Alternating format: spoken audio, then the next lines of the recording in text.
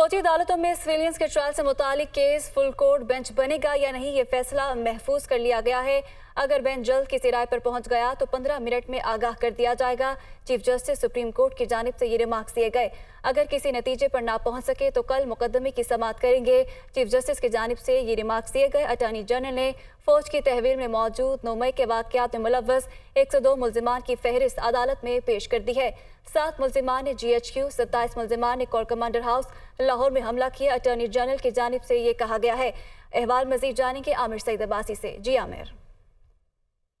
देखिए, supreme court of Pakistan में आज सिविलियंस के फौजी अदालतों में ट्रायल के खिलाफ आईनी दरखास्तों पर समाअत हुई और इस इब्तदाई समाअत में अटॉर्नी जनरल की तरफ से बताया गया कि मजमूई तौर के ऊपर 102 मुल्जिमान ऐसे हैं जो फौज की हिरासत में हैं और जिन्होंने 9 मई के वाक़यात में मुलव्वस थे, जिनके खिलाफ ठोस शवाहिद मौजूद हैं और इस हवाले से तमाम तर तफसीलात भी अदालत में जमा करवाई गई। ताहम इस मौके के ऊपर सिविल सोसाइटी के जो वकील थे फैसल सिद्दीकी एडवोकेट, उन्होंने ये बताया कि उन्होंने नई दरखास्त दायर कर दी है जिसमें ये इस्तदा की गई है कि इस मुकदमे की समाअत के लिए फुल कोर्ट बेंच तश्कील दे दिया जाए।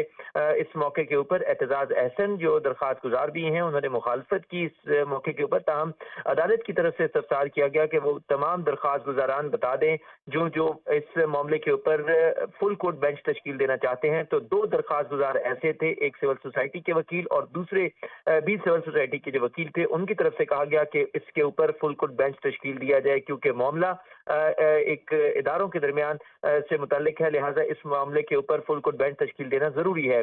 ताहम इसकी मुखालफत की चेयरमैन PTI के वकील और तमाम जो दीगर दरखास्त गुजार थे उन्होंने मुखालफत की। ताहम अदालत ने अब इस मामले के ऊपर फैसला महफूज कर लिया है। पहले ये तय किया जाएगा कि क्या फुल कोर्ट बेंच तश्कील देना फौजी अदालतों के मामले के ऊपर जरूरी है या नहीं। इस मामले के ऊपर अब सुप्रीम कोर्ट ऑफ पाकिस्तान ने फैसला महफूज कर लिया है। चीफ जस्टिस की तरफ से ये बताया गया कि 15 मिनट में फैसला कर लिया जाएगा कि अगर इस हवाले से बेंच किसी राय पर पहुंच जाता है तो 15 मिनट में अनाउंस कर दिया जाएगा। बसूरत दीगर फिर सुप्रीम कोर्ट ऑफ पाकिस्तान कल इस मुकदमे की समाअत करेगी। लिहाजा अब फैसला महफूज कर लिया गया है कि क्या फौजी अदालतों में जो सिविलियंस के ट्रायल के खिलाफ आईनी दरखास्तें हैं, इस मुकदमे की समाअत के लिए फुल कोर्ट बेंच तश्कील देना है या नहीं।